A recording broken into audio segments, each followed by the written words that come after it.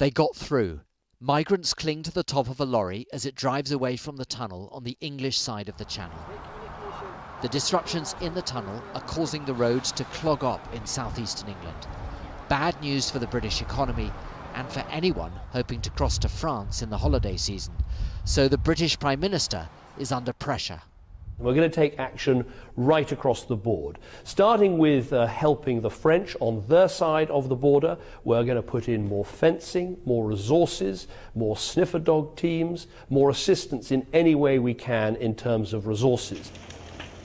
Over in Calais, the situation is complicated by French ferry workers. They're on strike, protesting over job cuts. They blocked roads into the port. Meanwhile, more chaotic scenes as migrants in Calais succeeded in getting round security men. They dashed towards the Channel Tunnel terminal. It's these kinds of pictures that have alarmed people in Britain.